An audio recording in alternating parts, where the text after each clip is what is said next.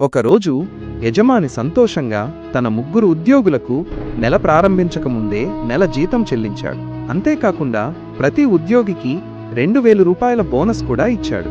అప్పుడు ఒక ఉద్యోగి యజమానిని, సార్, ఈ అదనపు 2000 రూపాయలు ఎందుకు అని అడిగాడు.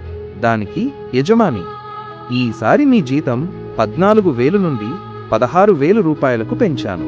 మీ కష్టానికి ఫలితంగా వ్యాపారం బాగా జరుగుతోంది, అందుకే ఇప్పుడు మీరు మీ పనిలో నిమగ్నమవ్వండి అన్నాడు. అప్పుడు వారంతా పనిలోకి వెళ్లారు.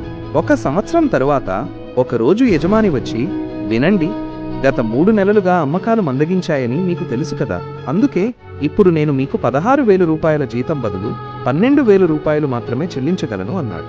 దానికి ఒక ఉద్యోగి, సార్, నేను ఇంత తక్కువ జీతానికి పనిచేయలేను అన్నాడు.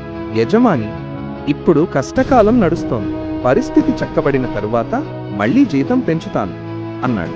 కాని ఆ ఉద్యోగి, మీ కష్టకాలంతో మాకేంటి, పక్కనే ఉన్న శర్మగారు నాకు 18,000 రూపాయలు ఇవ్వడానికి సిద్ధంగా ఉన్నారు, నేను అక్కడికే వెళ్తున్నాను అని చెప్పి వెళ్ళిపోయాడు.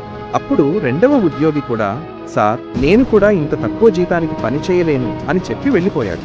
అప్పుడు యజమాని మూడవ ఉద్యోగి, ఏం తమ్ముడు, నువ్వు కూడా వెళ్ళవా?